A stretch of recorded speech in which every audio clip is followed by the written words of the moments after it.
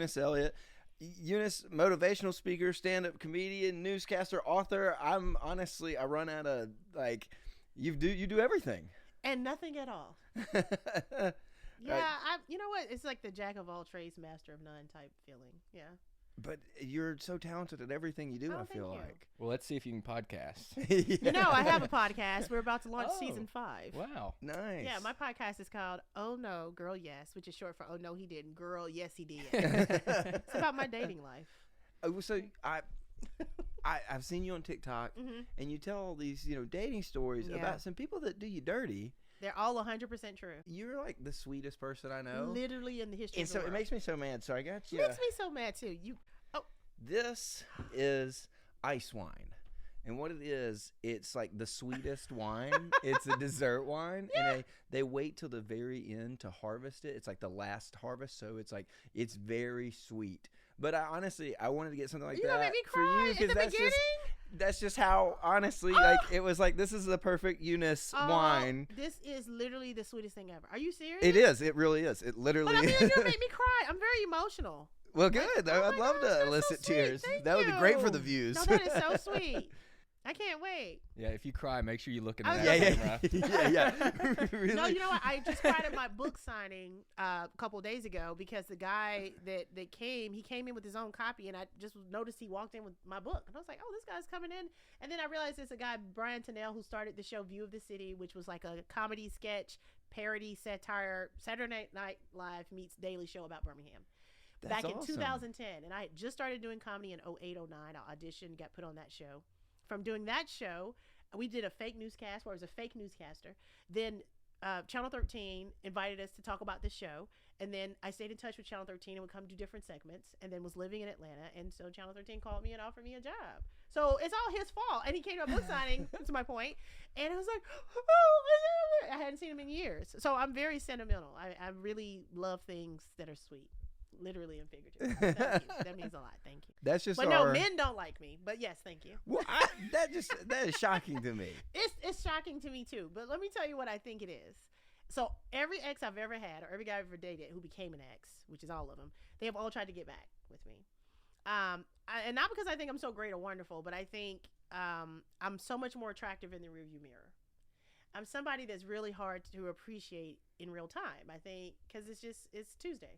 Right? Yeah. And it's not until you have 100 Tuesdays without me do you realize, oh, that was actually a special Tuesday. Yeah. I've had some girls like that in my life, for sure. What I'm saying? It's like, I don't even know what to do with this. And so my mom has always, and this has been my whole life, so my mom has always said, just appreciate that you are an experience and everyone is not able to appreciate it. Mm-hmm. And it's okay. I love that. Yeah. But I would much rather be single and telling stories about all my bad dates than to be stuck in a horrible relationship or raising some dude's kids who I can't stand. Amen. So I'm good. Mm-hmm. But thank you. That's very sweet. Yeah, I'd hate to be raising some dude's kids right now. Can you imagine? No, seriously. I think, listen, y'all have never thought about it because you're not a girl. But as a woman, that is so stressful being a single mom because for whatever reason, you're not with that dad, right? Yeah. These kids probably look like him, act like him. And you have to love and care for them. That would be. And you're like, you literally look like this dude don't even speak anymore. You know what I'm saying? And you like have to feed him multiple times a day. And so I realized I'm too petty to have ever been a mom because I'm like, where your daddy at? I mean, I would be arrested for child neglect. I love that you said multiple times a day. Like seriously, like I mean, for like taking them to extra stuff, vacations, like after school things. And they look like and have the DNA of someone you never want to see again in the history of the world. Every time I see my friends with kids, they always look so tired. Oh, it's sad. They're just always so tired. I talk about that on stage now. I say, when I'll be 48 in a few months. And I say when I was in my 20s and 30s, my friends were getting married, having babies, and they would always console me like, oh, don't worry, girl, he's coming. You'll meet him. And now at this age, when I'm on the phone with them and I hear the kids come in the room, I send my condolences. Okay, girl, I'm going to pray for you. I hear your family. Your family in the background. I'm going to Mexico. Bye. So I think it worked out the way it was supposed to, for sure. Well, I know you're not a mom, but next thing we got you goes with you being a dog mom. Y'all really got me something. So this is kind of hard to explain. Have I ever? Maybe I didn't watch the podcast. Do y'all give people stuff? We do. Oh, yeah. We do. But this is something my friend made, Trent Lander. It's called the Bark Tender. Go to barktender.com if you want one yourself. But you can put it on your dog. It's like a dog vest so he can carry around beer. and be a little Oh my, bartender. I see what it is now. That is adorable. Yeah. Bartender. Well, my friend, he loves dogs and he loves beer, so it's Why not? if you love both, this is the gift for This you. is adorable. We will definitely at least model this for the gram. I'm realizing we went very alcohol centric. Yes. Yeah. What do you guys heard about me? Is this an intervention? You can fill it with wine too. I know. Mom, Dad, what are you doing here? Yeah, you know, we're just concerned and we really want to talk to you. We just No, this is the cutest thing. Thank you. But I was curious. You wrote one of your books about your dogs, right? They have 2 books out now. Yes. Wow. Their stories are, when I was talking to meeting your dogs, it's amazing how dogs and animals are inherently loving and empathetic. Mhm. It's very rare you see animals excluding each other. I mean, they definitely go with their herds, but when you see that perfect, duck and dog best friends, and so when I got my second dog, it was a foster fail. I was only supposed to have her for a few days. That's been 4 years ago. But when I started sharing their stories on social media, I noticed people who were so anti each other in every other way would all be in the same thread about the dogs. And I thought, well, what if I could use the dogs to explain we're not that different, Okay, you put sugar in your grits. I don't have to hate you, And so that's how the first story was born. It's called So Much Love to Give, about the first dog, and then mommy bringing home the second dog, and they look so different. Will they ever get along? But they both love to run and play and take naps, and now they love to run and play and take naps together. They never thought about how they were different again. And hopefully young people will get that understanding, but I don't think young people are the problem. It's usually the adults, right?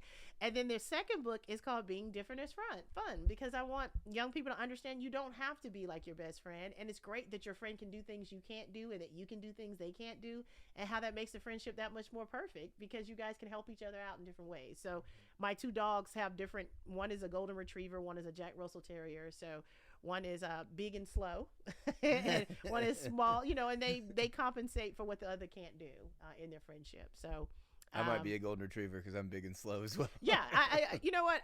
I'm a golden retriever in some ways. As far as personality, like I want people to be happy, but I'm not a people pleaser. Mm-hmm. But I will never bring bad juju or energy to anybody. But I also don't care, in general. I remember doing this joke one time where I like lead in and I'm like, I know the problem here. Let's just acknowledge the elephant in the room. Like, how many of y'all don't like me by looking at me? And everyone's supposed to be like, yeah, like, you suck. And Eunice goes, no, Nick, we love you. And I was like, Did that really happen? Yeah. I don't even remember that. It was that bad. It was the show at the outdoor in the show. When Nick invited me to come do the show outside at night with no lights. Yes. Oh, that was so sweet.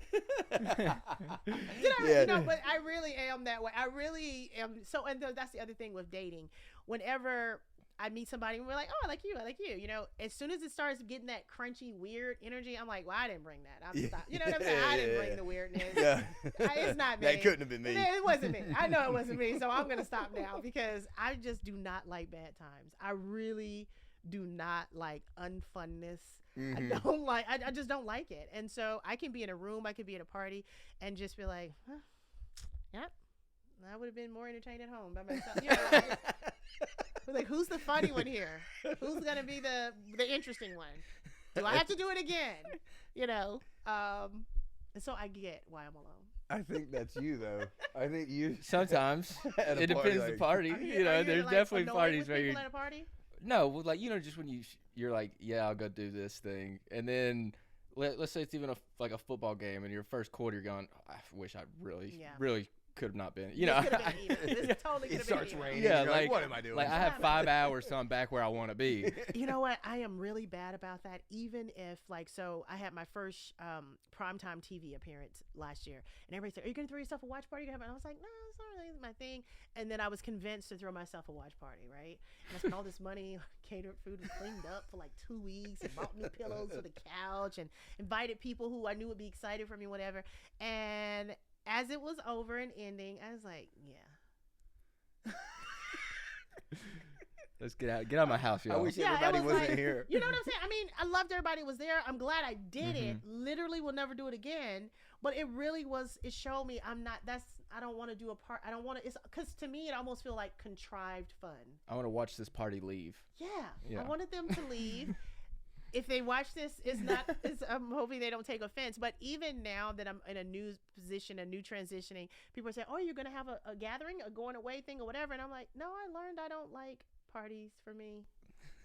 I thought I just didn't like parties in general, but I especially don't like them for me because then you have to come to them. It's kind of like your birthday. When like, I don't. People will tell you happy birthday, or when they sing you happy birthday, you're just like, what do I do? I know it's just weird. My last job that I quit, the people that I managed in that they were planning a going away dinner or something, and my department said, "Hey, are you going to this going away dinner?"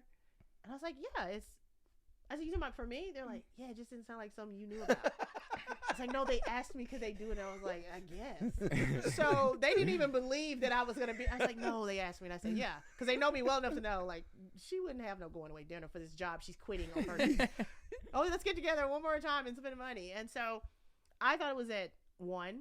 And so like 12:10, they call, hey, are you coming to your lunch? I'm like, yeah, I'm getting ready. It's at 1. They're like, it's at 12. I'm like, oh my God, I look like the biggest jerk. So I got there. I was like, yo, I promise I was not coming. Nah, you were big leaguing them. I really felt bad because I thought, but I had no interest in it. You talked about farewell parties. Moving to L.A. I am. Well, you also mentioned that your other movie was Friday, so we thought we'd get you a L.A. license plate for you. That's registered and everything. Yeah. I will come and do this podcast every week. I will come back from LA every week to do this podcast if I get to leave with gifts. This is so fun. You actually know Big Worm. Phase on Love. Oh, you do? Yeah. No way. Yeah. I thought it's so funny. No way. Yeah. I didn't know you knew Big Worm. Yeah, I've opened for him a few times. No way. Yes. That's why it's so funny. That is awesome. Yeah. I just thought we thought it was a cool plate. It is. I actually know Big Worm. That is so cool. Big Perm. That is awesome. Oh, that's very cool. Very cool. And in California, perfect. Yes, I am heading to California. And from this recording date, 2 days from today, me and my 2 dogs. Yeah, well, you were talking about you have such range because Parasite's the movie you picked. Yeah. But Friday was the movie you almost I said, picked. well, I have 2 favorite movies, Friday and Parasite. One's on one end, one's on the other end, possibly. So why is Friday your second favorite or your runner-up or whatever, other 1B, we'll call it. Okay. Well, Friday, it's such a simple movie. They're just sitting on the porch. They ain't have shit to do. A little more rewatchable. Yes. It's so quotable. I appreciate the simplicity of it. So one thing I hate is contrived good times, contrived comedy. I'm not a huge fan of improv for that reason. I've tried to do like improv classes and this yes and I'm about to be hilarious. I forgot you taught those comedy classes. No, I teach stand-up, but not improv. Yeah, improv is a very different animal, and doubt. you have to be really special to make it special, and everybody's not. Okay. You pointed at me there. You do improv? This podcast is a little improv. No, improvisational conversation, dialogue, that's great.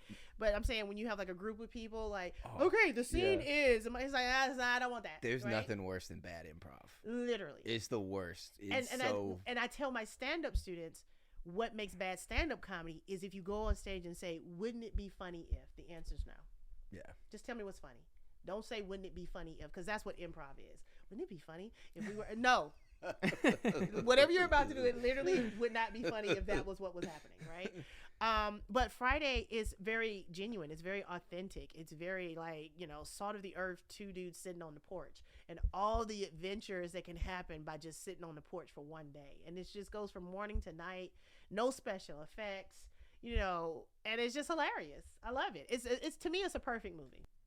No, I love slice of life movies too. Yes. Just where there isn't really much of a point. There's no point to it, and I love it. I love that it was no point. It even at the end, when he was fighting Debo, and fight with your hands, and maybe that could be like a gun violence, PSA or something like that. I just felt like all of it was just stupid enough to be good.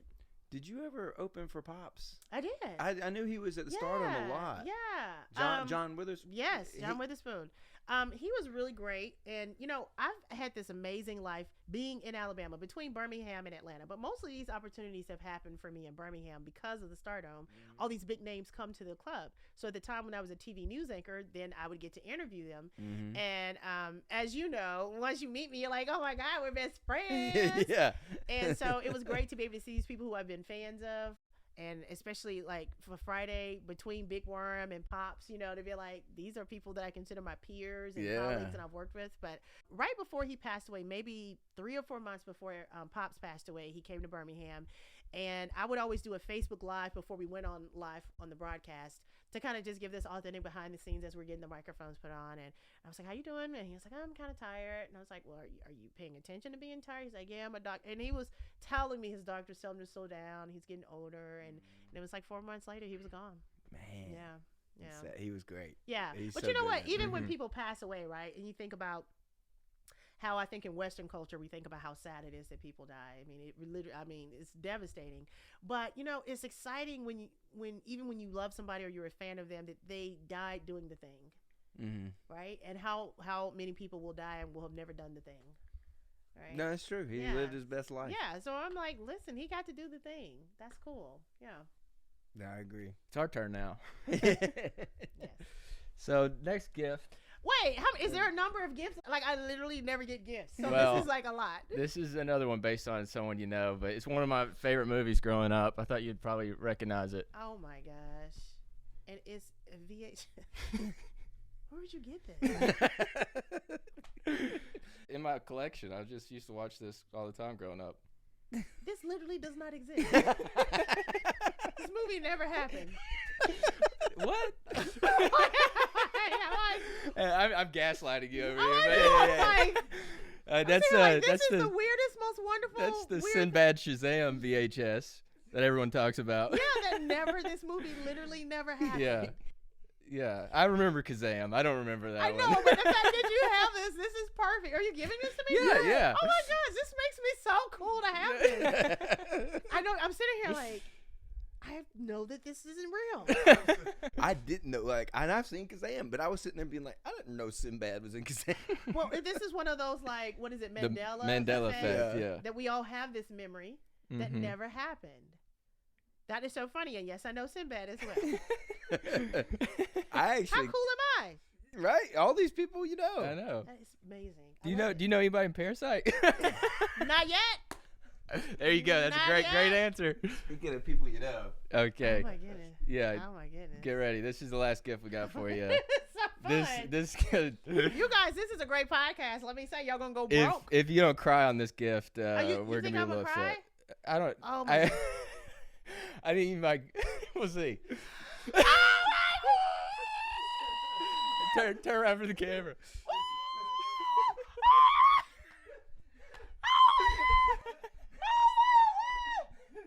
To keep you warm when you're in LA. Oh I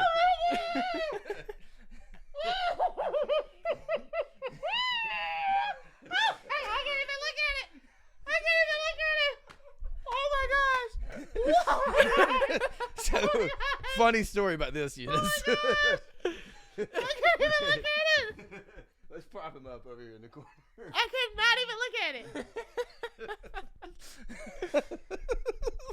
Where's this picture from? He did that movie Naked. Yes. And so I took a screenshot of it and sent it to the girl. So, by the way, funny story on this. I called this girl. I found it on Etsy, and I contacted her, and I was like, hey, I need this. I can't order it unless it's going to be here by the 23rd. She's like, well, yeah, we can get it there by the 23rd. And I said, no, you don't understand. I have to have it immediately.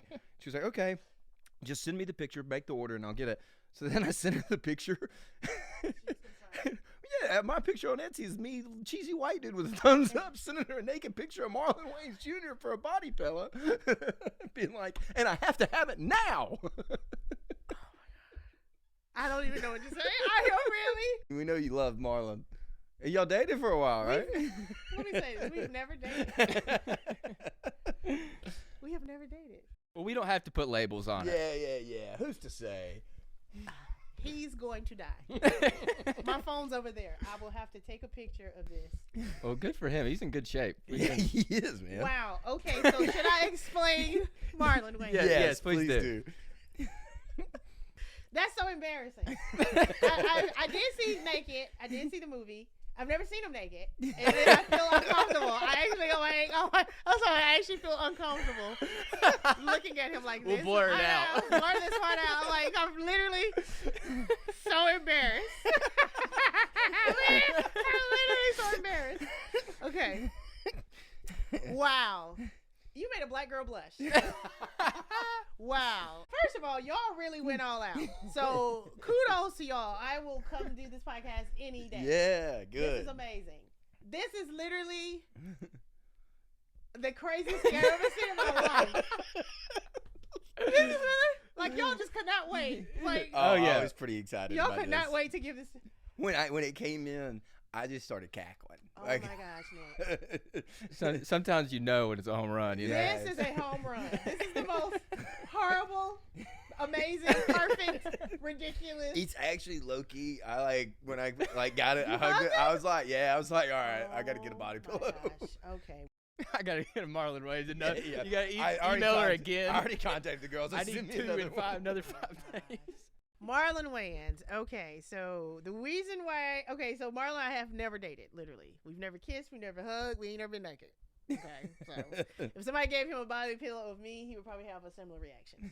Put that away. That's what he would say. Put that up. So when Marlon came to Birmingham, I got to interview him on Channel 13, and we just had natural chemistry and rapport. And so the viewers were like, "Oh, y'all so cute. Oh, I can see you all together, right?" And so that was on a Friday. Sunday night, I went to the comedy club. I don't know this man. Of course, I've been a fan of his and his family's for years. And I just said, "Listen, I need to break up with you on camera right quick, just so I can post it, so they don't ask me about you anymore." And so he was game. And so I just filmed me breaking up with him. Like, "Hey, the Hollywood premieres, Red Carpet Session, like, they need me here in Birmingham in the traffic center." And he said, "Wait, what?" So this is, just don't ruin this moment. And so we broke up. Okay. The next year when he came back, he was like, "Oh, well, since you broke up with me, now I got a sitcom on NBC. Oh, now you know." And so we just kind of kept playing up this thing about breaking up, but we never were together. But through the breakup, it made us really become really great friends. He's a huge supporter of my. Yeah, we've never dated. So we went viral last year because on his 50th birthday, I posted some clips of him being obsessed with me. Mm-hmm. And it's just like a little joke about Marlon Wayans being obsessed with me. And oh my God, please, Marlon, calm down. Seems like you're obsessed with him. You have a body pillow. I literally have a body. I know. That's why I'm like, this is tilting the scales of reality. That's why I'm like, I would never. Okay. That's why I'm like, did he send this? I would never. And so it just kind of built our friendship through the breakup. But he really is a true supporter of mine. He really believes in my writing. I've written for him. I've written my first full feature script film and have signed a release with his production company. Oh, that is awesome. So they have the script. They've had it since April. And but get to it. And he's actually the reason why I'm moving to Los Angeles. Oh, that is awesome. I didn't know that. Yeah, he's been trying to get me to move to LA for 6 years. And I've said no. I'm not interested. It's not something I would do. And he's like, "But you need to be in LA. You're a writer. You're you." Yeah. And I just have said no. And the reason why I finally said yes is because last year, when he said it again, the guy that travels and opens with him, DC Irvin, has always been a part of these conversations. And Marlon went on stage, and DC was like, "What is the problem? You got talent. He advocates for you. Like, what's And it was when somebody else said it, it sounded crazy. I'm like, what? Huh? What? Yeah. And I just said, okay. I'm gonna do it. Fine, I'll go be a star. So I am going under duress, but he's the reason why. Yeah. That's so exciting. I think so. It I don't know. It sounds crazy, and I know it sounds crazy, right? So to me now, I'm kind of when I tell people the story, and I believe it'll be a story I'll be telling, one night on, Fallon or whatever. They're like, well, actually, Marlon Wayans made me.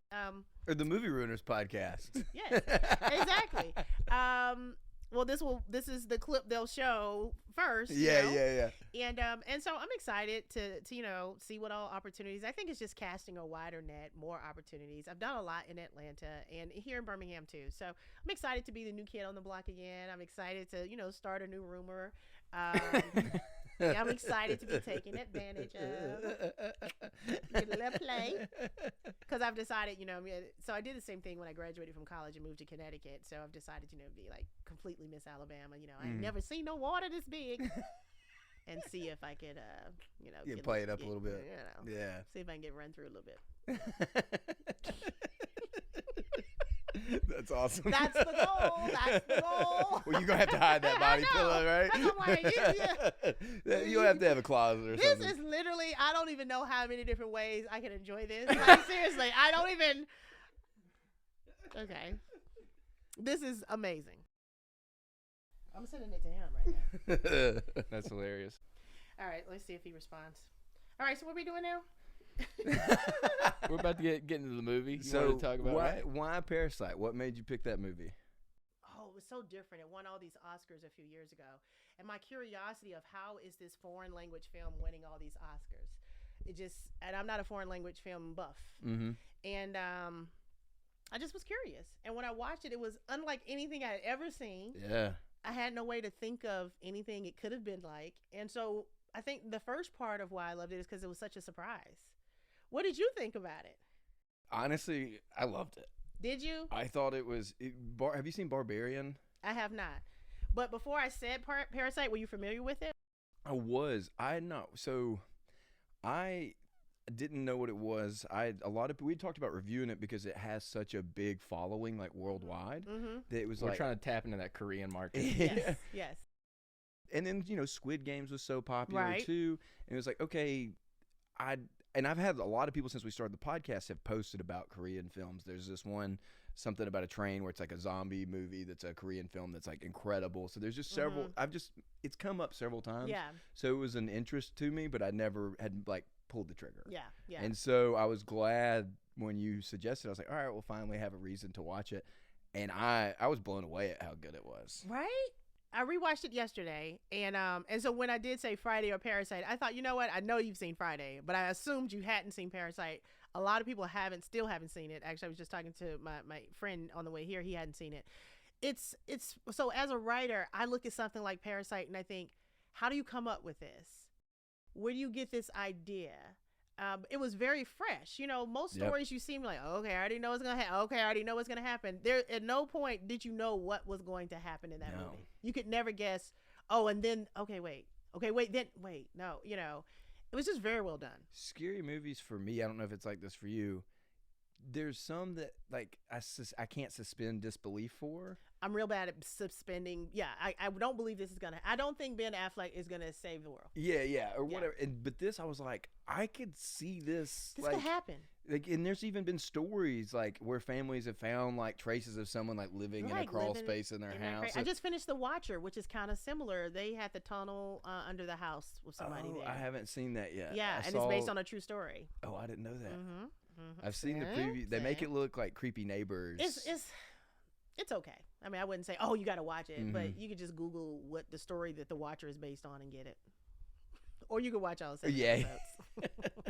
Whenever they do discover the tunnel for the first time and the camera starts panning down in there, though, that's like, first time watching that, it's just like, oh my God. I feel like I was holding my breath, just like, and they got the don't go in there. Perfect weird dude to be living in the basement, though, right? Yeah, eat bananas. By the time he went mad, he gets and weirder and weirder and yeah, weirder. It's like his face, and even when they go back and show what's wrong with the little boy, like he saw this ghost, the guy's head coming over it's like, okay, they found the absolute perfect creepy person to play this role. I mean, how gross is male pattern baldness? It's bad. It will make you look like a ghost in the basement in a dead parent. Like I try to tell bald men, it ain't working the way you think it is. It's so... it's scary. Like, he probably like a normal dude that's just got terrible hair, and they're like, you're perfect for this. He's perfect You're the to monster. play a malnourished Yeah. basement dweller. But I thought the acting was really good, and I thought at some point I forgot I was reading subtitles. Yeah, you get sucked in. Right, because you're like, am I speaking Korean? Yeah. Why do I, but because even for me, I think sometimes subtitles take you away from the acting because you're reading it, but I felt like somehow it wasn't a lot of dialogue, right? It's not. There's not a whole lot of dialogue. And so you see the premise, you see the setup. Did you have a favorite part in the movie? Oh, yeah, when all the sewage was in the apartment and they were walking through it. I'm kidding. That was the Looking at grossest what? shit And I've she ever sits seen. on top of the toilet and just Yeah, smokes it. Yeah, that's bad. That was so It was pretty gross. That was overwhelming. gross. I love whenever they're like coaching the parents how to lie convincingly. Mm-hmm. I just think that's such a funny scene. Like, I was- no, don't. You have to be, And he do was it- going do through it trying to a say little yes. less. When he's telling the dad how to Yeah. All of tell that, the TB story. Mhm. Yeah. even the like peach when they're doing all that, it's so kind of like Korean Ocean's 11, where they're Mhm. like doing all these different things to Yeah. like create this Yeah. set of motions that get someone fired or sick. And when he was- puts the sauce on the like, Yes, on the- napkin, No, that part's hilarious. And It's it's, right, it's so- so yeah. calculated. It's like they thought of all these things as like, and like I said, it all could happen. It's like, but everything has to happen perfectly. That he would find those panties in the back of the car. Mhm. That everything Yeah. was very calculated, but it had to happen exactly the way it happened to work. It is like they pulled off the perfect heist and then got lazy. They got greedy. yeah, and they, was like, Yeah. they celebrated too early. Yeah. I think my favorite part, because I was thinking about it last night when I was rewatching it, like what would be my favorite part? A turning point for me, and it's a very simple part, is when the little boy says they all smell alike. Yeah. Yeah, no, that's good. I thought that was a moment of like, and they just kind of brushed that off. It wasn't anything, but it was like they do all smell alike, but that the kid would say All three of them, yeah. they all, Yeah. and that smell would be the thing that would break the dad's heart and make him go crazy that he had a smell. How bad do you think Mr. Kim smelled? I don't think he smelled bad. I think he probably smelled moldy or damp. Yeah.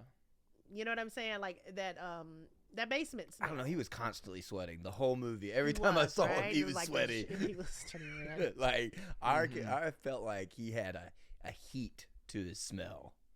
Like A I can't. heat? Oh, yeah, okay. like it smells hot. But you're and like not even gross. explaining it as bad as the husband was. Like it's hard to say what it is. I think I knew what you it knew was. what it was. You could smell it as he was saying Yeah, it. I was so grossed out. But I think that was like, that's so demoralizing. I think there's very few things somebody can say versus you stink or your breath smells or whatever. And it's something that all of us have experienced, whether even we just sit in our own houses or whatever, that to have someone speak on your hygiene or your, I think at the end when all the chaos was happening and he kind of pinched his nose to turn this dude over, it's that thing of like, how dare you?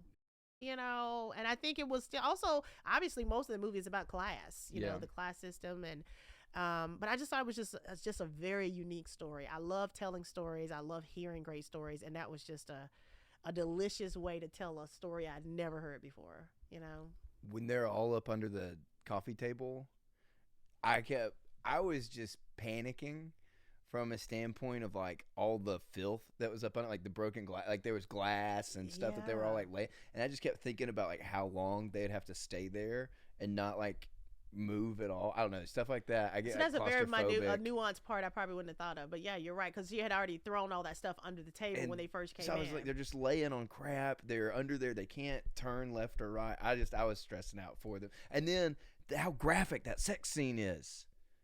With the parents? Yes. Was that graphic? For me, it was. You ain't seen no nipples or booty? I mean, yeah, but as the. I think you considering the can fact see a that little nip. I saw rewinded a lot. There, just for a brief second, just to clarify There for our was no listeners.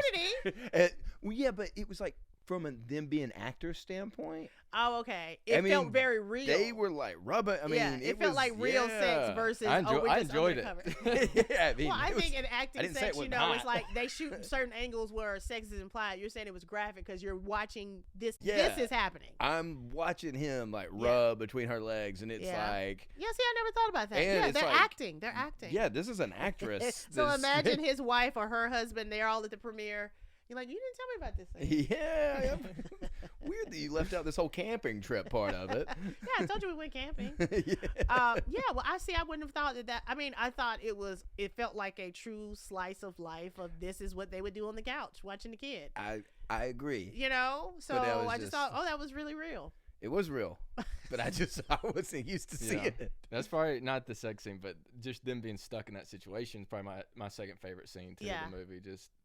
Just that whole dilemma. But I do think if you were like he was smelling him, I would have looked around, like, where is this smell coming from? How is my couch smelling? Let right me now? say Yeah. yes and no, because right now in my basement, I think something has died, and I'm not looking for it. Well, they are really rich. But you don't think it's Mr. Kim. I'm like, I think something died somewhere. So I have poison down. I'm like, somebody died. I'm going to let you work that out. I'm not even going to look for you. I'm LA now. All right, but I just think somebody that died in here. I'm going to LA. I promise you, I won't smell it by the time I get back, right? It'll be dust again. But I'm like, so my nephew was helping me move some stuff, and I said, nephew, this is a poor people's exercise, okay? So the next time I move, Auntie promised she'll be successful enough that she'll have movers. Yeah. She won't have to call her nephew to come pick up a couch. And so yeah, whenever it's time to do something else, yeah, I would say, hey, y'all need to go in the basement, whoever you people are, And deal with that. and get whatever is in the basement, and then I'll come home. Yeah. I'm not looking for Mr. Kim. I would just be like, dang, Mr. Kim is. I would probably think I smell like. He smells so bad. I stink. Yeah, Yeah, you know, like your nose smell hair. got on me. Yeah, the nose hair or It something. did. It did feel a little Seinfeld, like beyond Yeah. body odor. Yeah, it's like, BBO. Even Am the I same smelling thing like when that? he Yeah. pinches his nose to Yeah. get the keys. Like it's just like, oh my Well, and God. it was that moment that like, okay, all hell is breaking loose, and you still have time to be ill. Mm-hmm. I mean, he wasn't even as ill about rolling this man with this meat stuck into his side. And I thought the scene with the dog eating the meat off the skewer was kind of amazing. So gross and horrible. No, You're it like, was. this dog literally But a is dog on here. 100% would do that. But Yeah. like a meat skewer is in That his would be the vent. best part of the barbecue. Man, where's everyone going? Party just started. Right, look at all this meat. They're like, for me, and everybody's leaving, and nobody's telling me to Meat stop. club. I got a dog's bartender best- vest on. Come get some booze. That Grab was a the beer, dog's get some favorite day. That was the dog's best day of his life. Yes. He does not realize what has happened. But yeah, it's like in this moment when you're needing your car keys, you still are so ill about something. I was surprised that, or I was trying to figure out what would be the meaning behind the daughter being the only one that doesn't survive. Because she was like the smartest one, kind of. Yeah. Well, and for a second, I thought he was like mentally different when he was just like laughing all the time. He is a little off now. Yeah, that makes Who, sense. the brother? The guy, yeah. At the end, like he's not a reliable narrator at the end because he's even saying these people are following me, and it's like some drunk guy just like falls down the stairs. Yeah. So Now, like, do you think the end? Do you think that's what happens? no. Oh, Yeah, no, it's- definitely It's not. just his plan, and Yeah. I know, but and so plans you don't don't think work it out happened. in this movie. No, they so- even talk about it. Like, Yeah. God, like, people who make plans are fools. Because see, the first time I saw it, I was like, wow, and it worked out. Good for them. And then last night I was like, so wait, maybe that didn't happen. But then, No. but I kept thinking, like, how would he, to become that successful and wealthy, to be able to afford this house, he would have to be immensely smart or very talented at something. It never really shows that. It just shows him Well, clinging like his to this college rock the friend whole time. said that he was smart. But you he know? probably has brain damage now, so it's even more that's unlikely. kind of what for I was him. thinking, Yeah. especially with him just laughing all the time Yeah. and not understand. Like, to me, that was showing, like, I don't understand. My emotions are off now. Right. Like, I can't interact with. I'm not. My sister's dead. I'm laughing. Yeah. Like, that's Yeah. a deeply flawed thing in his personality now. So I just. He's a joker now. You know what I just thought about? What's that? Is driving home with this in the passenger seat. I'm sorry. I just thought about walking to the. I'm like, how does this? Make sure you buckle him up. I know. Yeah. I'm sorry. Go ahead. What were you saying? I just thought about like, how's this thing getting out of here? To go back to, I was trying to think why the daughter died. I did see something online that was interesting. It just talks about the way the families treat their daughters, like the rich family, because men are, Yeah. you get to carry on the name, Yeah. and just a big deal over there. And daughters are disposable. Yeah, the rich Yeah. family, they treat their daughter very disposable, yeah. and then the poor family, they like the daughter is like their Mhm. shining star, or they don't really care that Yeah. much. Their son, they're just like whatever, but they're always Well- complimenting their daughter. well, But I Even think the that's wife- just any kind of patriarchal society, quite honestly. But I know we don't want to get into that. Go ahead. But what were no, you saying? even the wife, she says, I mean, pretty like, don't tell him, please don't tell him that I messed this up. That he'll have what did she say? I don't, something like he'll have me in the barracks, or he'll do Yeah, I something. mean, like, she he'll- was like afraid of Yeah. what her husband would do in that Yeah. situation. which I is do just think like, there's a that lot of sucks. stuff like Yeah. you can research a lot in this movie because there's a lot of cultural stuff that Right, we miss. right. Yeah, we Oh, totally yeah. wouldn't have gotten. Yeah, that's true. I've never read other commentary about it. I think I've told a few people about the movie. When I first saw it, was probably like right after the Oscars when it won a few years ago, and then I've probably watched it once or twice a year since then. But it's one of those movies that I like being the one to tell somebody to watch it, because I'm like, did you watch it? What'd you think? Because it's like, what was that? I've never seen that. I didn't know what that was going to be about. Why is it called Parasite? I mean, they're all parasites. I Yeah, they're think. all just leeches almost. in the end, I kept trying to be like, who is the parasite? Mm-hmm. Like, to me, it's like, at first I was like, all right, it's the whole family. And I thought initially when she was calling him and was like, she calls the family, I think it's the girl, and she's going to become the tutor. She's like, send me your house. And your income your and all that. deed, Yeah. your proof, your income. I thought they were going to like steal their Take identity. the house. Oh, That's kind of what I thought what they're, because I mean, it was a family with a girl, a boy, a mom, and a dad. Oh, I see what you're saying. I thought what they were going to do was try to prove we're these people.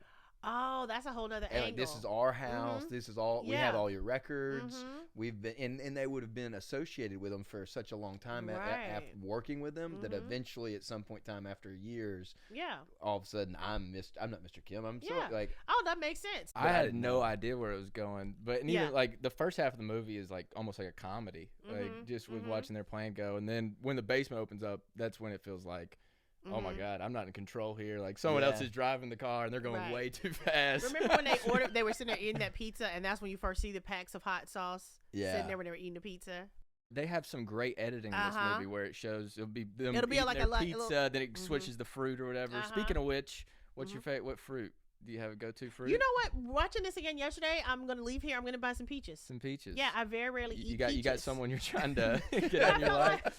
Not to murder anybody, not to get anybody out of my life. People are backstabbing in Hollywood. I haven't eaten any peaches in a long time. I might even go buy some canned peaches just to enjoy a peach without the fuzz. I love a good peach, though. Yeah, I love mangoes, peaches, good citrus. mango. I'm more of a citrus fruit person. What about y'all? I like a good kiwi too. Yeah, Throw kiwi. kiwi in there. kiwis. I used to put kiwis in, like I would blend them up in a smoothie, and it would make the outside of my mouth break out really bad. Oh, I don't know if it's the acidic, so I can't. Is that what they call I it nowadays? think kiwis is my peaches. Is that what the kids are calling it? When I was growing up, they used to call it that herpes simplex. Yeah. They call it kiwi now? Yeah, he's got the kiwi. Yeah. I've been eating kiwi. Okay. Yeah, and ignore this bump right here, too. I don't know what that is. Yeah, we call that herpes. Pineapple, though, also. Also, pineapple's good. Pineapple like is pineapple. very positive. Very positive. Yes, yes. I had to give a shout out. Now, what did you think about the first maid? She truly, when she showed up in the rain, that was scary. When she was just ringing the doorbell over and over, please let me in. Because she was thinking, we're the same class. You should be looking out for me and understand. I kind of thought, so I was trying to think of, okay, when she kept saying, don't call me sis, and like, we're not the same. And it's like, well, no, we are, because you in here got a whole nother racket. I might be having my husband live in this house. Yeah. Well, they felt better. They're like, well, we don't have debt. You know, that's how they felt. Right. And so, it shows still how in class systems, poor people still feel like they're better than other poor people. Mm-hmm. It's still like, well, I'm better than you. And they still had had to a house. fight each other for the spots. Yeah. Available. How about that? I was thinking about when the first maid, before she lost her job, did she ever suspect anything between the two tutors? Like, did she have suspicions of, oh, that's weird. Okay, and now we got a new driver. And, it seems like as the person that had been there for so long, if I was there and now we got all these new people in these places, I think I probably would have started investigating a little bit. Mm-hmm. Like, I'm going to give credit to the heist. I think they just pulled off a clean good? job. Yeah, because even her going back, she just seemed motivated about her husband being down there and hoping he wouldn't. Yeah, because he probably could have been dead. Yeah. She was. That was scary. Even when she walks down the stairs and she's like in between the bookcase and the wall and screaming, and you're just like, what is happening? Well, that's when I was like, she has people trapped down there. Like, she's gonna trap them down there, or there's a ghost or something spooky down. I had no idea. So what do you think made that dude, the ghost, come up and go crazy? Was it the banging of the head? Was it that his wife was now dead? It was that she was dead. Revenge. Yeah. He just didn't have nothing to lose at this point. I think the only thing, he was very loosely tied to sanity. And I was thinking about it too. When you spend so much time in isolation like that, you don't see the sky, you don't see air, you only come up for, at night to get food. Even Mr. Kim in the end of the movie talks about how writing the letter was the greatest part of that day. Writing that super sad letter in about Morse code. his meaningless existence. I think he becomes this guy. Yeah. I think you ultimately lose your mind. I think Mr. Kim. But for you to believe that, you have to believe. So you believe he is in the basement. Oh, yeah. So that's the thing that I I'm do like, think it's metaphorical though. right? Too, Did so. the kid who has the brain damage now just say, well, maybe that's what happened. Maybe my dad now is in the basement living, and then I'm gonna buy. Like that's not what happened. Like he just left. You see what I'm saying? No, I do see. I hadn't considered that. Right. I thought, but you believe he is in the basement. He's just not gonna grow up and buy the house. I think he had, because he said the whole time, "I've got a plan." And you even saw it before his daughter died when they hand him that hatchet. And he's sitting there like, we're going to come out and attack. Like, you just see he's got a hatchet, and it's like he's kind of already unhinged, and he had talked about this plan. Because he heard about the smell. Because that was when he was under the table after that. It's like, now you want me to come there for your kid's party. You've been talking crap about me. Mm-hmm. Something I saw online that I think is, that we're kind of hitting on too, is like talking about the smell and how they were kind of refusing. Like, no, we're better than you. Like, we're not the same. Once their basement's flooded out and it's just like they're in over their head, and it's like oh man, he almost has a realization that like, no, we're stuck here, like I am this guy. And then when Mr. Kim or the other guy, Mr. Park or whatever, does his nose, it's like, oh, it's just another like realization of like, we're the same. Like the whole time he's trying to break through to Mr. Park too and be like he's talking about his wife, like, do you love your wife? You know, he's trying to like connect with him. He's just not getting anywhere. Right. And like, and time and time again, he's just shown like, no, you're the help. You're this, like, you're only gonna be this guy. Yeah. But yeah, I mean, he's so mad. And He that's goes, the world. we're paying you for this. Right. Remember when he's sitting there? He's wearing the He's wearing the Indian headdress. Consider this your work. But that's the class thing. It's like you should be happy. Like, and so you don't get to have standards or values or morals or your time. You know, I think that's how people manage poor people. It's like, but I'm paying you. And it's like, okay, or maybe I would rather be at home with my family. Yeah. Not wearing an Indian headdress. Like, maybe this ain't what I'm trying to do. And so because the rich person is like, but I'm paying you, so get over it, or I'm doing you a favor. I think a lot of times there's a lot of different, a lot of different segments of society that they are not allowed to have human emotions, right? We were talking about the dogs and empathy or whatever. It's like, you should just be happy that you get this. And it's like, well, but you wouldn't be happy if this is what you got, And I think that was one of those moments of, you're poor, just be happy. I'm allowing you to be here to do this thing you hate to do, and I'm giving you money. Is he probably at that point an insult, right? Oh, yeah. You got to consider he just lost everything. His house and stuff. Right. So he's like, and it shows you how the rich, they're just kind of like, oh, it's a blue sky. It's a beautiful day. My house is full of doo-doo water, and I'm at your kid's birthday party that you just took him camping. You just had my wife make him some noodle. This is just for nothing, right? And my house is literally in a pool of poop. Doo-doo water. No, but I'm just saying. I just picture Mr. Kim when he was like walking down the street and it's like the sewages and he's going through it and the guy throws the water out and it just hits him in the face. Because think about it, they used to be so offended at the dude pissing outside. Now it's like, the whole house is full of doo-doo water. I forgot about that. It's in your mouth. It's just, it was a very devastating visual that I think could speak to metaphorically how you feel when you think you're about to do well, right? How when you're in a certain class, no matter how much money they made, they still were going to be poor people. And even rich people in this country, if you were poor, you still already are kind of operating in that space. I'll use Donald Trump as an example. But for his name is Donald J. Trump. He's in a lot of rap songs. If you haven't heard of him. But he was like the symbol of wealth, for poor people, not for wealthy people. To wealthy people, Donald Trump is kind of poor. You realize that? I think there's definitely levels to it. Right. And so he would have to, but okay, so Donald Trump was considered nouveau riche. It's new money. Right. And it's not even real money. There's people who are literally wealthy people who see him as like an absolute clown. Oh, yeah.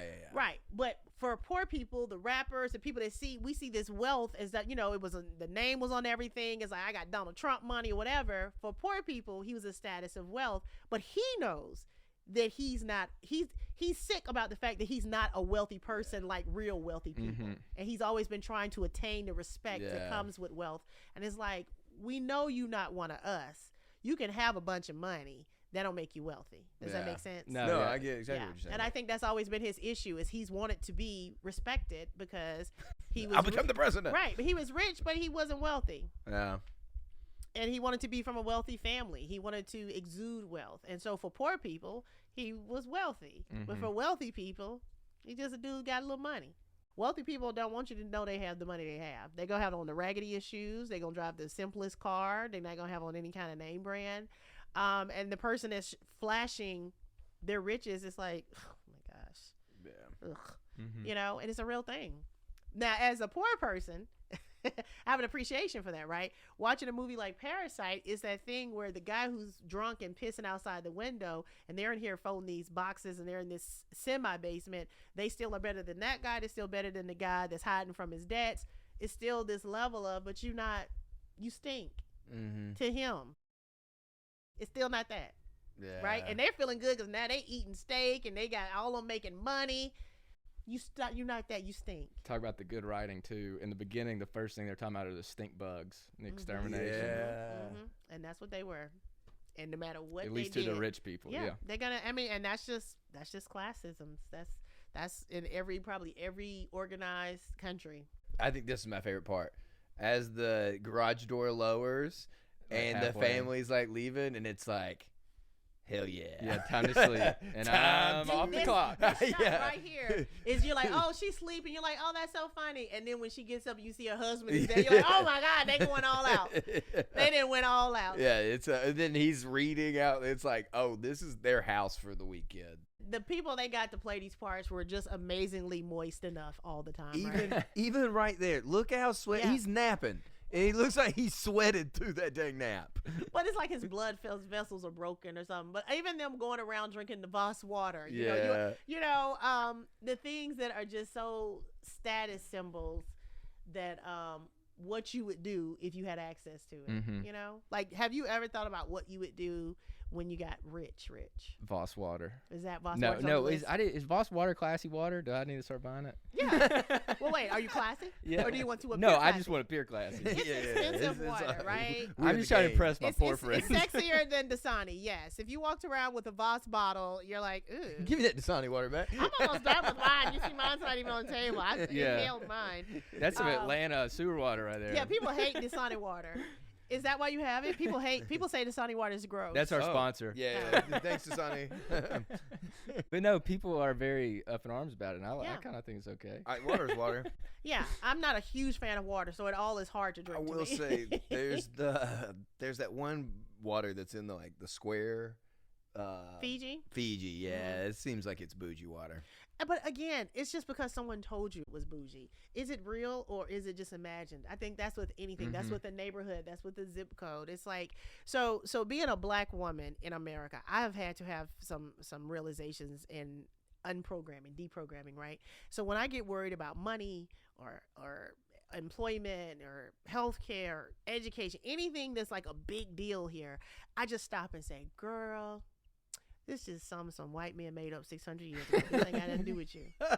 This ain't got nothing to do with you, right? It's just a construct. Girl, let that go. Because they weren't thinking about you when they made it up. On two accounts. You weren't a human because you was black and a woman, right? So now these people, us, all these different people in this country are trying to navigate this system that was made up so long ago by a select few to benefit themselves only. And we're somewhere depressed and sad, and now we've decided we're poor and broke, and it's like it's not even true. Yeah. Like when you die, I don't believe God's gonna say, "What was your credit score, Eunice?" I mean, he might. I don't think so. But it's like this idea that I feel like God to say, "Well, Eunice, how do you think that trip went?" You know, and I think it was pretty good. I think I inspired some people, encouraged some people, loved some people. I had a good time. And I think you get to pick what you come back as. And I already know what I want to come back as. Like, so I live this life to be able to get my pick for the next life. And my next life, my dream is to come back as a moose in Antarctica. What about you, Nick? You got next life? I want to be a squirrel that hangs out with a moose in Antarctica. We'll be Rocky and Bullwinkle, dude. Nice. I want to be Marlon Wayans' body pillow. And there we have it. Dreams made. Hopefully our dreams will come true. Hopefully I live good enough. Yeah, live a certain kind of way. Yes. That'll be the best shape you've ever been in. Listen, I forgot. This is so upsetting. Like I like literally keep looking at his belly button. Like that's horrible. What are we doing? Oh my gosh. Am I supposed to take this with me to California? I mean, Your call. You know what what's so you funny? do with it once you leave the house is on you. You know what's so funny? So I have a regular body pillow that I put in the back seat of my car for my dogs, and so that's part of the trip. So this has now replaced the dog's body pillow. This will now be in the That's back great. seat going to LA. I'm curious to 3 see where dogs. they're going to choose to sit on that thing.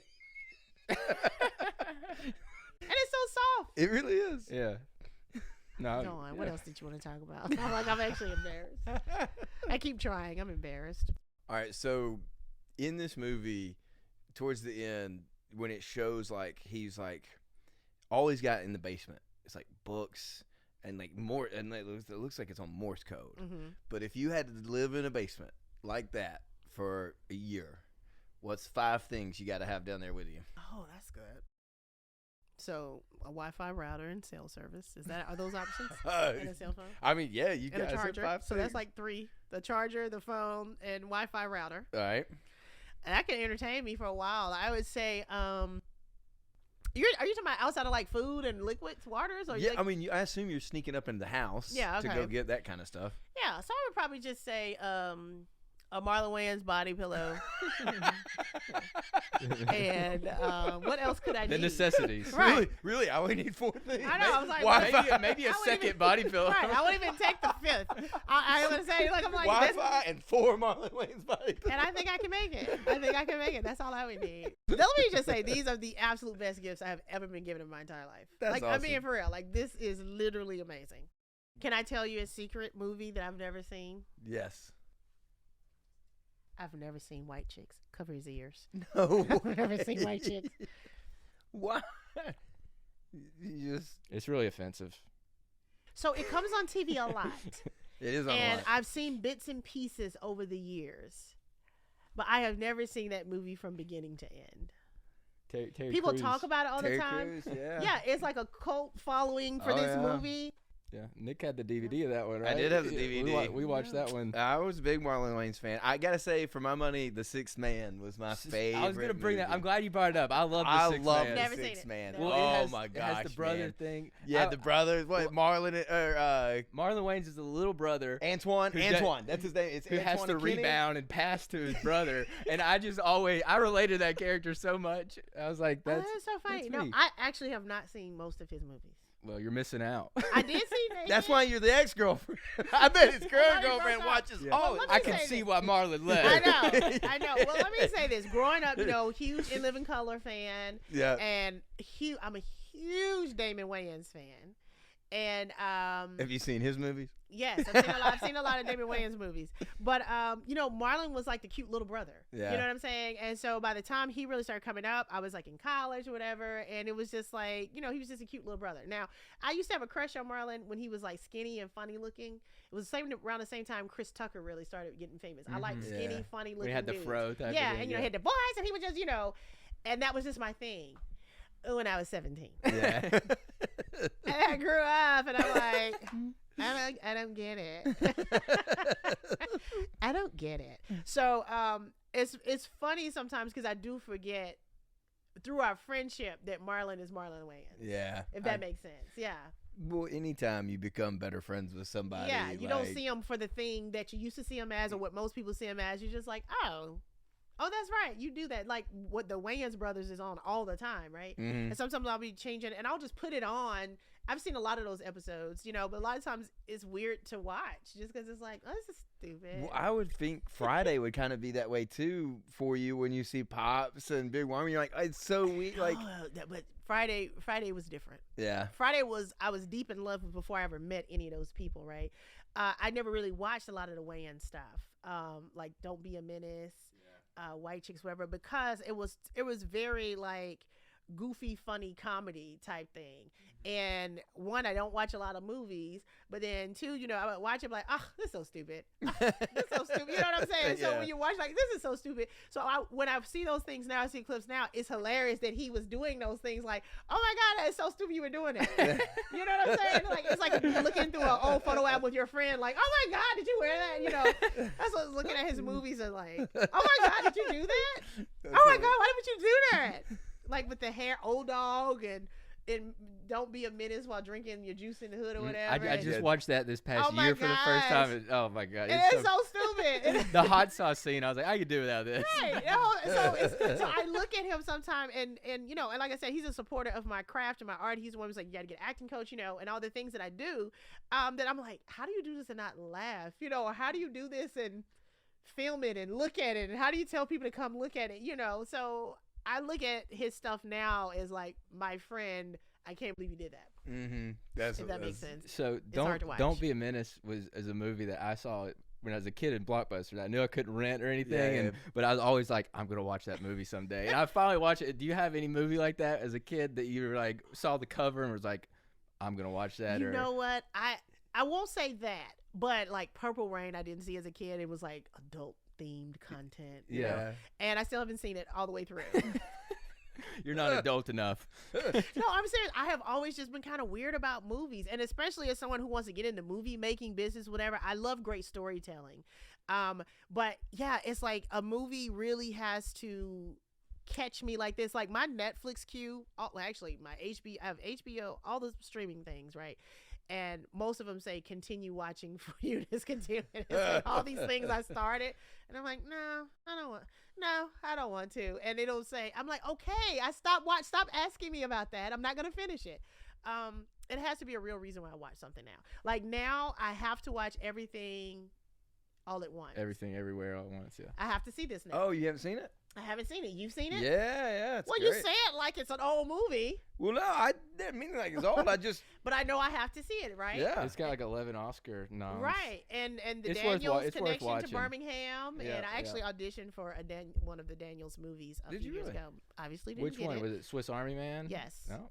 Did not get it, but I did watch Swiss Army Man because I had to see. I heard So it's I will crazy. watch Yeah. movies It that is I wild. didn't get. Yeah. That's where the Daniel Radcliffe. That's a movie just I farts wouldn't have all made it time. all the way through. Yeah, it's weird. Yeah. Paul Dano, that's interesting. Yeah, but I did watch that one because I was curious about it. So if I audition for something and I don't get it, I usually will watch that thing. Let's see if they did better than me. Yeah, no, I really, because sometimes you audition for things you don't even know what part you're auditioning for.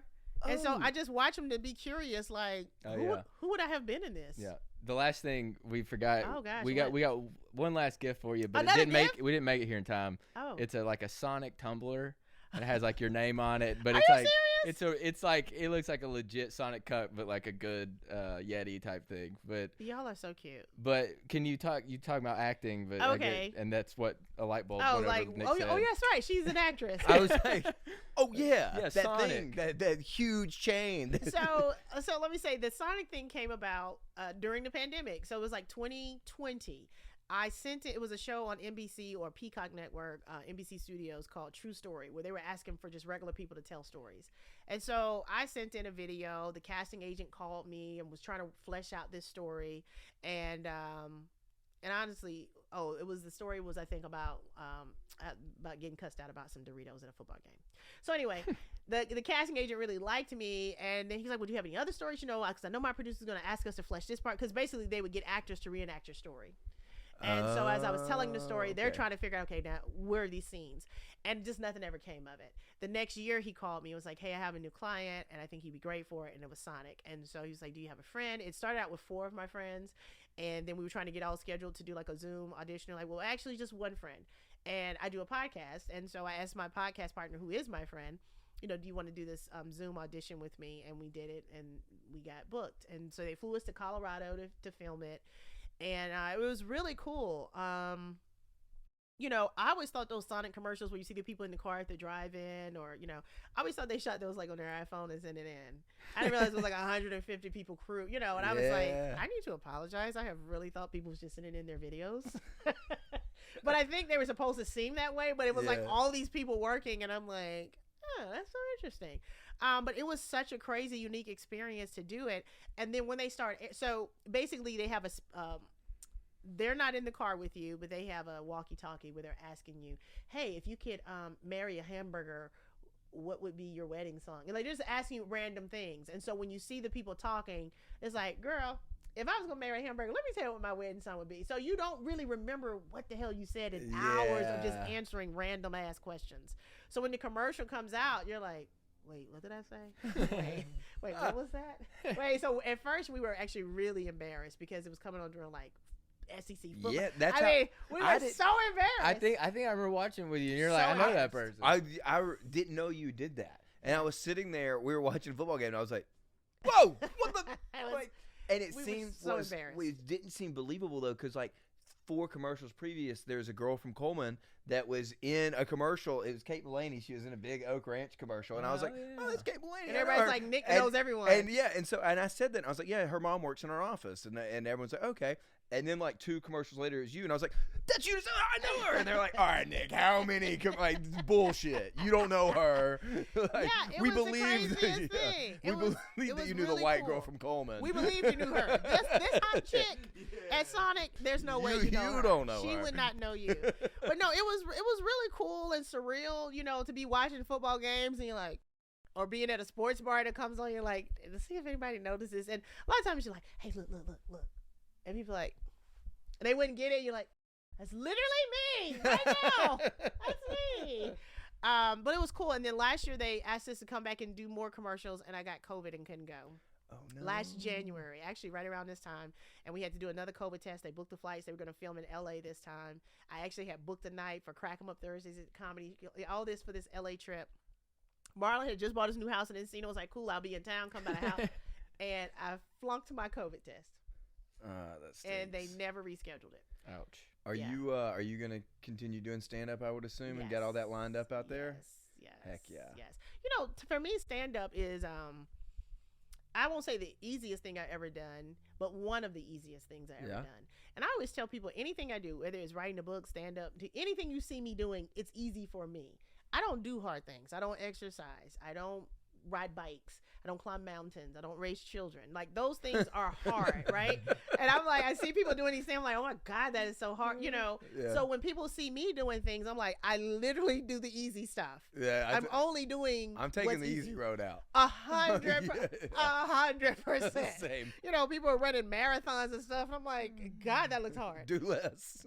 I'm not doing it. So it's like I try to express to people, I understand that what I do seems like, wow, you're doing this. I'm like, it's literally the easiest thing. Look at what I'm not doing. Right. Like, there's a long list of things that seem too hard for me, and I don't even attempt them. I won't do them. And so I'm believing and trusting in that as I go to LA, that there will be opportunities for me to do more of the things that are easy for me. Look at how he's just so sweaty.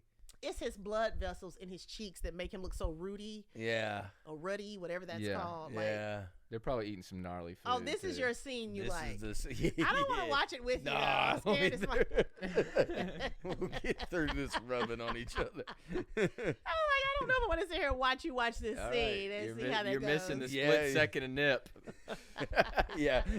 Hey, Reed had it marked at 1 minute or 1 hour and 30. It's very quick. But you know what? I hate being wet. I hate like in the rain and like wet clothes. So like these scenes beyond the sewage were just like, this is just, it just feels like torture. It feels heavy, yeah. Yeah. Well, even like all the garbage that's just like right Yeah, there, just like yeah. in the street, and they're They're lower than trash. And all this stuff means something in when the people who made it, Yeah. the stuff we don't even understand yet. But like, the imagery, and I don't think they wanted to kill anybody. Well, I was gonna ask that. Do you think the son at the end going down with the rock? Do you think he's gonna kill the old people or like offer it to them? Because I always felt like he was gonna kill him, but see, I think I took it as he was just gonna defend himself if he had to. okay, that's fair. The first few times I watched it, I thought he's smashing. He's going down there to smash their he's heads. smashing skulls. when he dropped the rock, I was shocked that he just didn't turn around and go back up. When it And fell down the steps. the old guy like chaining him and like Dude, how that he's running. And when like, you see, scared yeah, me. When when the old that dude's running whole up the scene- stairs, arming it. nothing that to guy, lose. that guy, I would imagine that was a fun role to play for him. Like, just go at it. They're like, Be what do you want me to do? unchained. Just be insane. But even that, to have that thing come behind him and snatch him, and then that thing that was catching him, And like all that, to do that, like to write that happens. Yeah. You know what I'm saying? Even well, that's the what happens scary when you moments. spend all day in a basement. The cinema of him like sitting there, and all of a sudden that wire's like over his Yeah. head, and you see it Yeah. slowly. and that handle thing gets caught, and then you hear it bouncing on this, click, click, click, click, click. Like all of that. It's like, who thought to do that? So that's the beautiful thing when you watch a film and say, who thought of that? I love when he throws the rock the second time. I don't know. I know it's so arm gross, but flinches, yeah, too. just when he's on it's such a like screw this person. Like at that point, that was hard to watch. It's hard to watch, but there's something satisfying. Because with I don't all know if the I sound amount like a of blood psycho. that's coming out of his hand, it's like he's dead. I don't know how he I thought he was survived. dead. It's like I he's did too. dead. Yeah, I and did so too. to pick it up and then Especially hit the him again, second throw. But there's so many movies where you're going, oh, you got to do more. You know, you got to shoot. You got to shoot the villain twice. Yeah, you double tap. Exactly. So I just respected that. This is I saw footage from sadly that shooting in California last weekend. The guy came and like shot 10 people, but they have footage of a guy wrestling the gun away from the gunman. Have you seen it? Okay, so I guess he goes to a second location. I think he killed like 10 or 11 people at this first location. This happened this past weekend. Yeah. And then he went to another like dance club and has like this big gun. And you see this 26-year-old dude like kind of wrestling and fighting for the gun. At some point, the kid gets the gun. This is the bad guy. And you see the kid with the gun. And as watching, you're like, shoot him! Yeah. And he doesn't shoot him. And then the guy keeps trying to get the gun back. And what's odd is the guy walks away because the kid now has wrestled the gun away from him and now is doing this. Leave. Go. Pointing. And I'm like, you have a whole gun in your hand. Yeah. Like, point that to tell him to go or shoot him. And he did not shoot him. The guy ended up, I think, going away and shooting himself. But it's pretty amazing video to watch to see this kid wrestle this gun away from this crazed gunman who had already killed 10 people. Because then you think, am I going to be the one that's going to wrestle the gun away?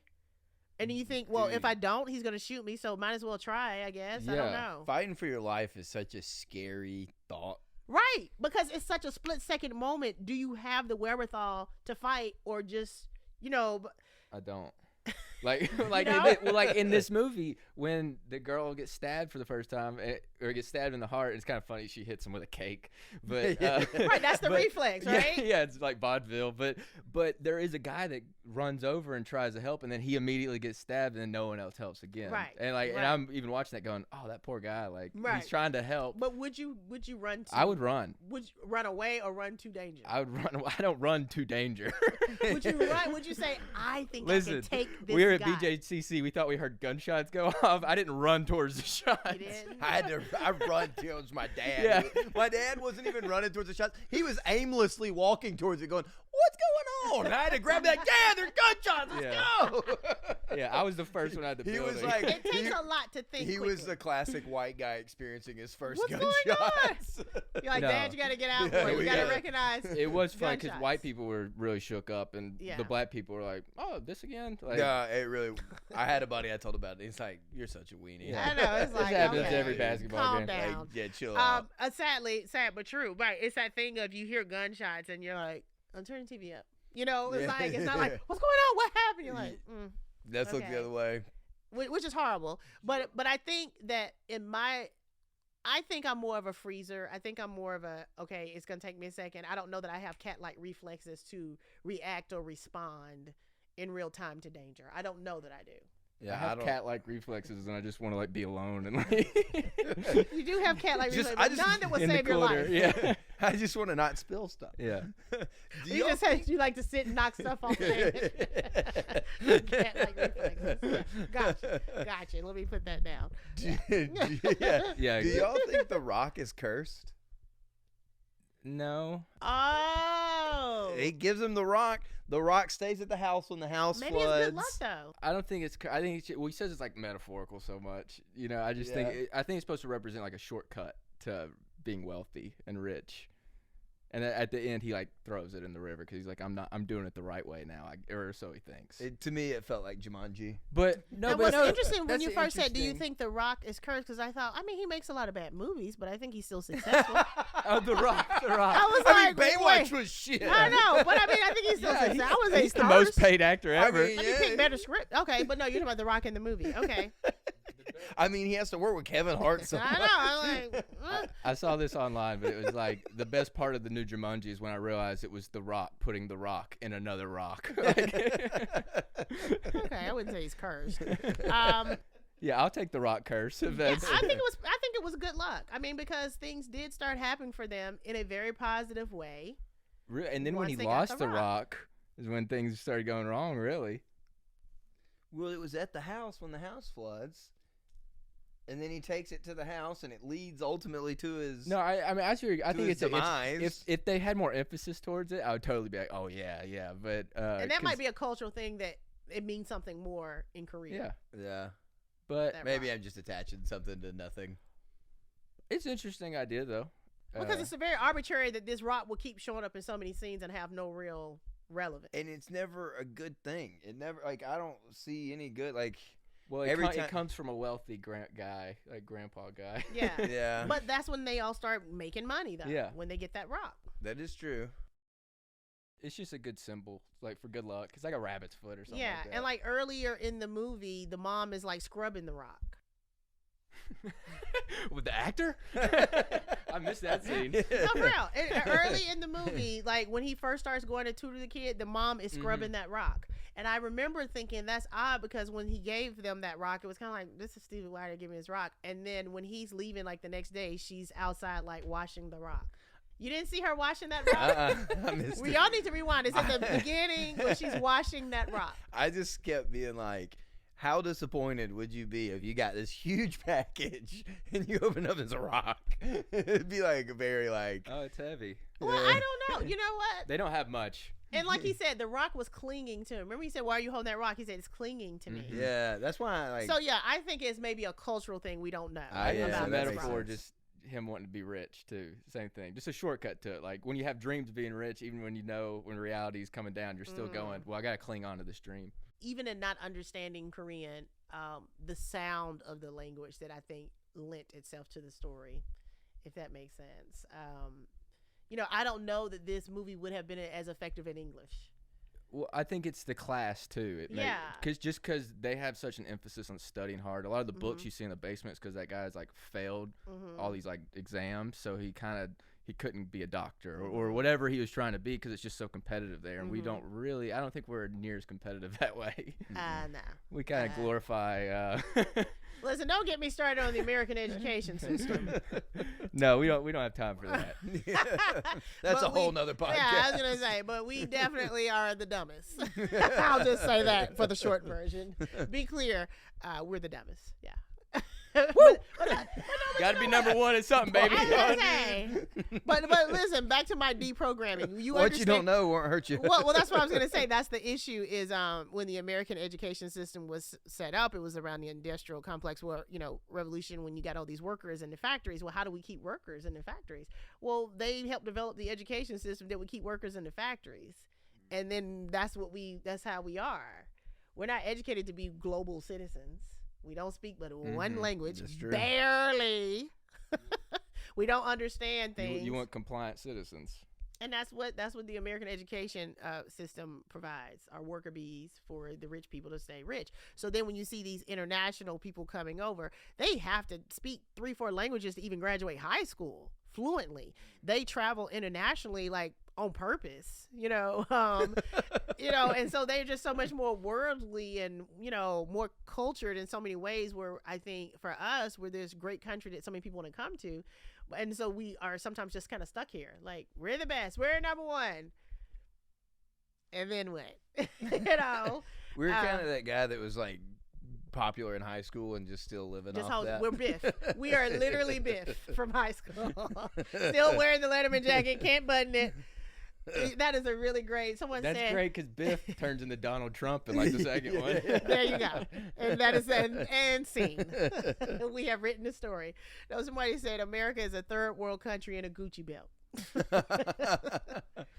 How everybody else has universal health care, all the other stuff. And we're like, what? We the best. We're like, where are you getting this information Our from? sports teams are so good. We're so good. I think it's a great country. I do think this is a great country, but I think that we could be so much better if we stop being just not the best. Well, let's end this podcast how we always do. A pledge allegiance to the flag. Yeah. Everyone stand, no kneeling. I know. I was just about to kneel down and get my bottle. Coincidence. Total coincidence. No, I mean, I believe two things could be true. I think this is a great country, and I would not want to live anywhere else right now. But I also, it's like any relationship I've been in. It's like, men are great until it's time to be great. That's kind of like this podcast. Man, I hate men. You're great until you have to be great. And it's like, and this would be the moment. Yeah. Hey, come on, you It's can do time to it. step And at up. that point, it's like, hey, tapped out. You're like, oh, well. Well, it's okay. easy to be great when it's easy. Yeah, Right, yeah. exactly. So I think that's what it is. But now it's hard. Any things that are easy. Listen, I'm into it. Being great sounds hard. But my easy is easy for me to be great, right? Yeah. So that's what I'm saying. That's why I'm great, because it's easy, Yeah. right? True. And so when you did see say that. people, right? So when you see people not being great, you're like, how hard could it be? There's actually a chapter in my book called "How Hard Could It Be." And I'm being real. It's a chapter in my book. I'm being for real, because my mom would tell me and my siblings to do stuff that we had never done, pre-internet, pre-Google, pre-computers in your hand, and we were like, "Mama, I've never done that before," and she was like, "How hard could it be?"